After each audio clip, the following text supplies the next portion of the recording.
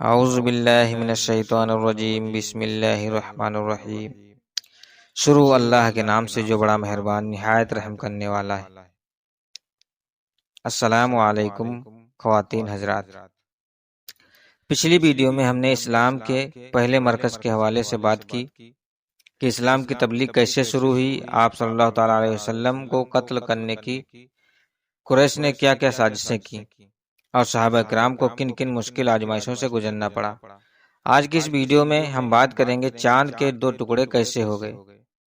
مشرکین مکہ نے آپ صلی اللہ تعالیٰ علیہ وسلم سے کیسے عجیب و غریب مطالبات کیے، اور وہ تین کون سے سوال تھے جو آپ صلی اللہ تعالیٰ علیہ وسلم سے پوچھے گئے، جن کا جواب لے کر حضرت جبرائیل امین آسمان سے زمین پر تشریف لائے۔ حضرت عبداللہ بن مسعود رضی اللہ تعالیٰ عنہ کی بات سن کر صحابہ کرام نے کہا، ہمیں قریش کی طرف سے آپ کے بارے میں خطرہ ہے۔ ہم تو کوئی ایسا آدمی چاہتے ہیں جس کا خاندان قریش سے اس کی حفاظت کرتا رہے۔ اس کے جواب میں حضرت عبداللہ بن مسعود رضی اللہ تعالیٰ عنہ نے فرمایا، تم میری پرواہ نہ کرو، اللہ میری حفاظت خود فرمائیں گے۔ دوپہر کے بعد حضرت عبداللہ بن مسعود رضی اللہ تعالیٰ عنہ بیت اللہ میں پہنچ گئے۔ آپ مقام ابراہیم کے پاس کھڑے ہو گئے۔ اس وقت قریش اپنے گھروں میں تھے۔ اب انہوں نے بآواز بلند قرآن پاک پڑھنا شروع کیا۔ قریش نے آواز سنی تو کہنے لگی، اس غلام جادے کو کیا ہوا؟ کوئی اور بولا، محمد جو کلام لے کر آئے ہیں یہ وہی پڑھ رہا ہے۔ یہ سنتے ہی مشرکین ان کی طرف دوڑ پڑے۔ عبداللہ بن مسعود رضی اللہ تعالیٰ عنہ چوٹے کھاتے رہے اور قرآن پاک پڑھتے رہے، یہاں تک کہ انہوں نے سورت کا زیادہ تر حصہ تلاوت کر ڈالا۔ اس کے بعد وہاں سے اپنے ساتھیوں کے پاس آ گئے۔ ان کا چہرہ اس وقت لہو لہان ہو چکا تھا۔ ان کی یہ حالت دیکھ کر مسلمان بول اٹھے، ہمیں تمہاری طرف سے اسی بات کا خطرہ تھا۔ حضرت عبداللہ بن مسعود رضی اللہ تعالیٰ عنہ نے فرمایا، اللہ کی قسم، اللہ کے دشمنوں کو میں نے اپنے لیے آج سے زیادہ ہلکا اور کمزور کبھی نہیں پایا۔ اگر تم لوگ کہو تو میں کل پھر ان کے سامنے جا کر قرآن پاک پڑھ سکتا ہوں۔ اس پر مسلمان بولے، نہیں، وہ لوگ جس چیز کو ناپسند کرتے ہیں آپ انہیں وہ کافی سنائے ہیں۔ کفر کا یہ ظلم اور ستم جاری رہا۔ ایسے میں ایک دن حضور صلی اللہ تعالیٰ علیہ وسلم صفا کی پہاڑی کے پاس موجود تھے۔ ابو جہل آپ کے پاس سے گزرا۔ اس نے آپ صلی اللہ تعالیٰ علیہ وسلم کو دیکھ لیا اور گالیاں دینے اس نے آپ صلی اللہ تعالیٰ وسلم کے سر پر مٹی پھینکی۔ عبداللہ زدہ کی باندی نے یہ منظر دیکھا۔ پھر ابو جہل آپ کے پاس سے چل کر حرم میں داخل ہوا۔ وہاں مشرکین جمع تھے۔ وہ ان کے سامنے اپنا کارنامہ بیان کرنے لگا۔ اسی وقت آپ کے چچا حضرت حمزہ رضی اللہ تعالیٰ عنہ حرم میں موجود تھے۔ اس وقت مسلمان نہیں ہوئے تھے۔ تلوار ان کی کمر سے لٹک رہی تھی۔ وہ اس وقت شکار سے واپس آ رہے تھے۔ ان کی عادت تھی کہ جب شکار سے لوٹتے تو پہلے حرم میں جا کر طواف کیا کرتے تھے، پھر گھر جایا کرتے تھے۔ حضرت حمزہ رضی اللہ تعالیٰ عنہ حرم میں داخل ہونے سے پہلے عبداللہ بن جدہ کی باندی کے پاس سے گزرے۔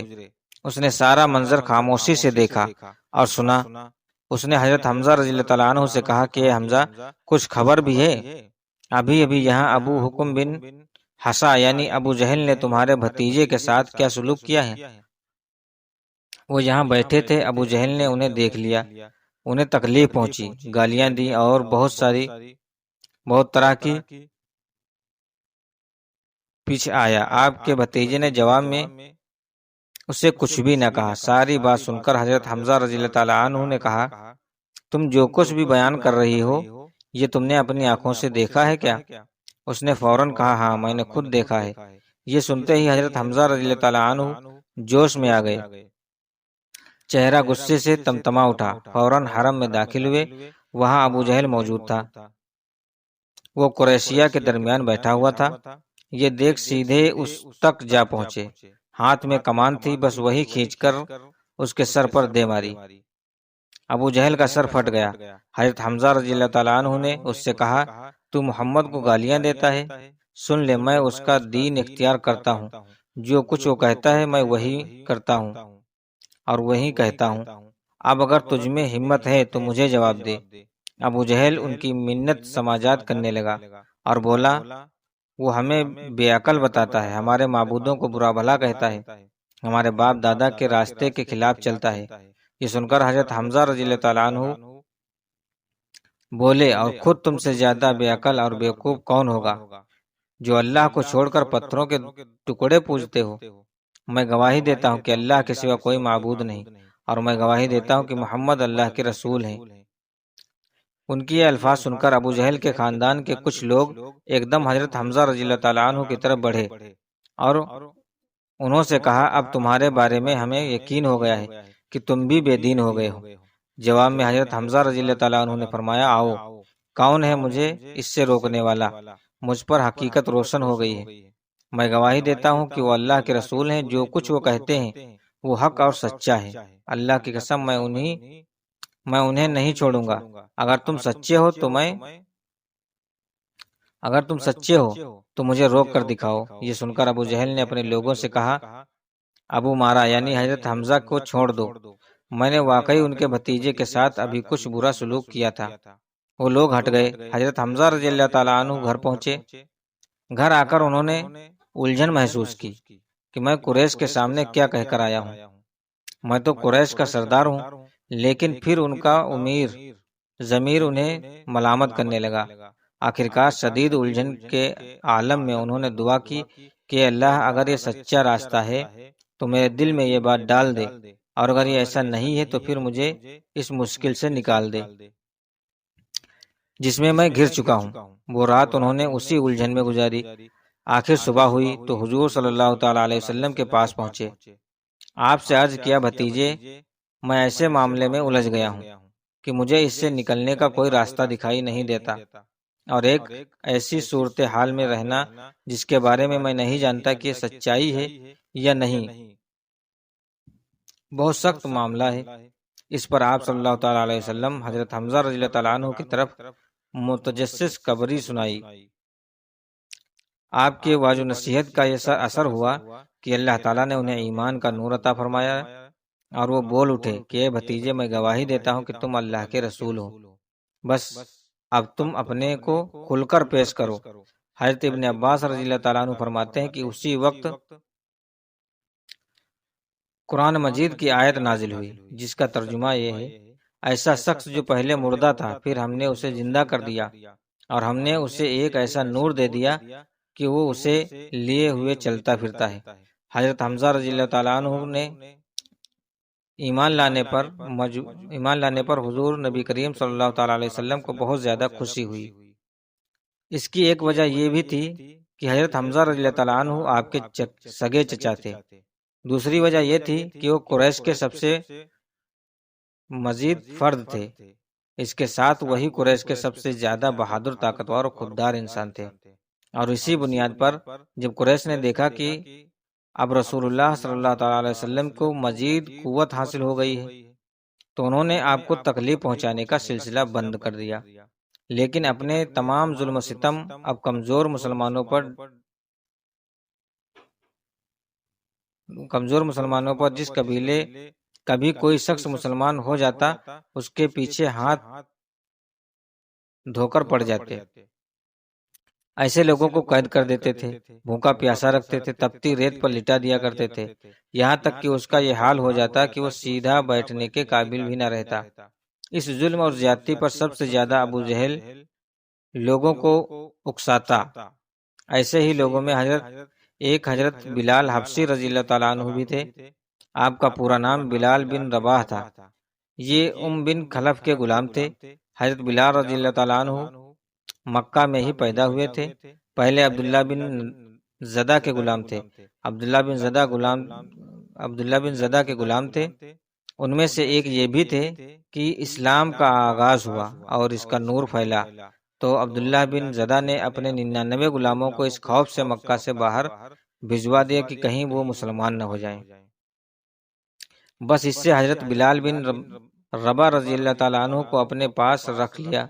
یہ اس کی بکریاں چرایا کرتے تھے۔ اسلام کی روشنی حضرت بلال رضی اللہ تعالیٰ عنہ تک پہنچ گئی، یہ ایمان لے آئے۔ مگر انہوں نے اپنے اسلام کو چھپائے رکھا۔ ایک دن انہوں نے کعبہ کے چاروں طرف رکھے بتوں پر گندگی ڈال دی، ساتھ ہی وہ ان بتوں پر تھوکتے جاتے تھے اور کہتے جاتے تھے جس نے تمہاری عبادت کی وہ تباہ ہو گیا۔ یہ بات قریش کو معلوم ہو گئی تو فوراً عبداللہ بن زدہ کے پاس آئے اور اس سے بولے تم بے دین ہو گئے ہو۔ اس نے حیران ہو کر کہا کیا میرے بارے میں بھی یہ بات کہی جا سکتی ہے؟ اس پر وہ بولے تمہارے غلام بلال نے آج ایسا کیا ہے، کیا وہ حیرت زدہ رہ گیا؟ عبداللہ بن زدہ نے فوراً قریش کو 100 درہم دیے تاکہ بتوں کو جو توہین ہوئی اس کے بدلے میں ان کے نام پر کچھ جانور ذبح کر دیا جائے۔ پھر وہ حضرت بلال رضی اللہ تعالیٰ عنہ کی طرف بڑھا، اس نے انہیں رسی سے باندھ دیا، تمام دن بھوکا پیاسا رکھا، پھر اس کے بعد اس کا یہ روز کا معمول بن گیا۔ جب دوپہر کا وقت سورج آگ برسانے لگتا تو انہیں گھر سے نکال کر تپتی ہوئی ریت پر چت لٹا دیا جاتا تھا۔ اس وقت ریت اس قدر گرم ہوتی تھی کہ اگر اس پر گوشت کا ٹکڑا رکھ دیا جاتا تو وہ بھی بھن جاتا۔ وہ اسی پر بس نہیں کرتا تھا، ایک وزنی پتھر منگواتا اور ان کے سینے پر رکھ دیتا تاکہ وہ اپنی جگہ سے بھی ہل نہ سکے۔ پھر وہ بدبخت ان سے کہتا اب یا تو تم محمد کی رسالت اور پیغمبر میں رسالت کو چھوڑ دے۔ پیغمبر فرماتے ہیں عہد یعنی اللہ ایک ہے، اس کا کوئی شریک نہیں۔ جب حضرت بلال رضی اللہ تعالیٰ عنہ کو کسی طرح اسلام سے نہ ہٹا سکے تو تنگ آ کر عبداللہ بن زدہ نے انہیں عمیر بن خلف کے حوالے کر دیا۔ اب یہ شخص ان پر اس سے بھی زیادہ ظلم و ستم کرنے لگا۔ ایک دن انہیں اسی قسم کی خوفناک سزائیں دی جا رہی تھی کہ نبی کریم صلی اللہ تعالیٰ علیہ وسلم اس طرف سے گزرے۔ حضرت بلال رضی اللہ تعالیٰ عنہ درد کی شدت میں بھی عہد پکار رہے تھے۔ آپ نے انہیں اس حالت میں دیکھ کر فرمایا بلال تمہیں عہد کی نجات دلائے گا۔ پھر ایک دن حضرت ابوبکر صدیق رضی اللہ تعالیٰ عنہ اس طرف سے گزرے۔ بن خلف نے انہیں گرم ریت پر لٹا رکھا تھا، سینے پر ایک بھاری پتھر رکھا ہوا تھا۔ انہوں نے دردناک منظر دیکھ کر بن خلف سے کہا کیا اس مسکین کے بارے میں تمہیں اللہ کا خوف نہیں آتا؟ آخر کب تک تم اس سے عذاب دیتے رہو گے؟ بن خلف نے جل کر کہا کہ تم ہی نے اسے خراب کیا ہے، اس لیے تم ہی اسے نجات کیوں نہیں دلا دیتے؟ اس کی بات سن کر حضرت ابوبکر صدیق رضی اللہ تعالیٰ عنہ بولے میرے پاس بھی ایک حبشی غلام ہے، وہ اس سے زیادہ طاقتور ہے اور تمہارے ہی دین پر ہے، میں ان کے بدلے تمہیں وہ دے سکتا ہوں۔ یہ سن کر بولا مجھے سودا منظور ہے۔ یہ سنتے ہی ابوبکر صدیق رضی اللہ تعالیٰ عنہ نے اپنا حبشی غلام اس کے حوالے کر دیا اور اس کے بدلے میں حضرت بلال رضی اللہ تعالیٰ عنہ کو لے لیا اور انہیں آزاد کر دیا۔ سبحان اللہ، کیا خوب سودا ہوا۔ یہاں یہ بات جان لینی چاہیے کہ حضرت ابوبکر صدیق رضی اللہ تعالیٰ عنہ کا حبشی غلام دنیا کے لحاظ سے بہت زیادہ قیمتی تھا۔ یہ بھی کہا جاتا ہے کہ عمیر بن خلف نے غلام کے ساتھ 10 اوقیہ سونا بھی طلب کیا تھا اور حضرت ابوبکر صدیق رضی اللہ تعالیٰ عنہ نے اس کا یہ مطالبہ بھی مان لیا تھا۔ چنانچہ آپ نے اسے ایک یمنی چادر اور کچھ سونا دیا تھا۔ ساتھ ہی آپ نے عمیر بن خلف سے فرمایا تھا اگر تم مجھے 100 اوقیہ سونا بھی طلب کرتے تو میں تمہیں وہ بھی دے دیتا۔ حضرت بلال رضی اللہ تعالیٰ عنہ کے علاوہ حضرت ابوبکر صدیق رضی اللہ تعالیٰ عنہ نے اور بھی بہت سے غلام مسلمانوں کو خرید کر آزاد فرمایا۔ یہ وہ مسلمان غلام تھے جنہیں اللہ کا نام لینے کی وجہ سے ظلم کا نشانہ بنایا جاتا تھا۔ ان میں ایک حضرت بلال رضی اللہ تعالیٰ عنہ کی والدہ حمامہ رضی اللہ تعالیٰ عنہ تھی، ایک عامر بن فہیر رضی اللہ تعالیٰ عنہ ہوتے، انہیں اللہ تعالیٰ کا نام لینے پر بڑے سخت عذاب دیے جاتے تھے۔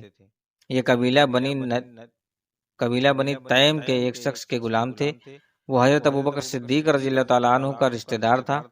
آپ نے اپنے رشتہ دار سے خرید کر انہیں بھی آزاد فرمایا۔ پھر ایک صاحب ابو فقیہ رضی اللہ تعالیٰ عنہ تھے، یہ سوان بن عمیر رضی اللہ تعالیٰ عنہ کے غلام تھے، یہ حضرت بلال رضی اللہ تعالیٰ عنہ کے ساتھ ہی مسلمان ہوئے تھے۔ سوان بن عمیر رضی اللہ تعالیٰ عنہ ابھی ابتدا میں مسلمانوں کے سخت خلاف تھے۔ وہ فتح مکہ کے بعد اسلام لاتے۔ ایک روز انہوں نے ابو بکیہ ابو بکیہ رضی اللہ تعالیٰ عنہ کو گرم ریت پر لٹا رکھا تھا۔ ایسے میں حضرت ابوبکر صدیق رضی اللہ تعالیٰ عنہ اس طرف سے گزرے۔ اس وقت صفن بن عمر رضی اللہ تعالیٰ عنہ یہ الفاظ کہہ رہے تھے، اسے ابھی اور عذاب دو، یہاں تک کہ محمد آ کر اسے اپنے جادو سے نجات دلائیں۔ حضرت ابوبکر صدیق رضی اللہ تعالیٰ عنہ نے اسی وقت سوان بن ام رضی اللہ تعالیٰ عنہ سے انہیں خرید کر آزاد کر دیا۔ اسی طرح جنیرہ رضی اللہ تعالیٰ عنہ نامی ایک عورت کو مسلمان ہونے کی بنیاد پر اس قدر خوفناک سزائیں دی گئیں کہ وہ بیچاری اندھی ہو گئی۔ ایک دن ابو جہل نے ان سے کہا، جو کچھ تجھ پر بیت رہی ہے یہ سب لات و عزت کر رہے ہیں۔ یہ سنتے ہی جنیرہ رضی اللہ تعالیٰ عنہ نے کہا، ہرگز نہیں، اللہ کی قسم، لات اور عزت نہ کوئی نفع پہنچا سکتے نہ کوئی نقصان۔ یہ جو کچھ ہو رہا ہے آسمان والے کی مرضی سے میرا ہو رہا ہے۔ میرے پروردگار کو یہ بھی قدرت ہے کہ وہ مجھے میری آنکھوں کی روشنی لوٹا دے۔ دوسرے دن وہ صبح اٹھی تو ان کی آنکھوں کی روشنی اللہ تعالیٰ نے انہیں لوٹا دی۔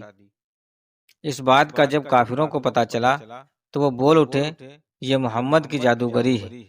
حضرت ابوبکر صدیق رضی اللہ تعالیٰ عنہ نے انہیں پھر بھی خرید کر آزاد کر دیا۔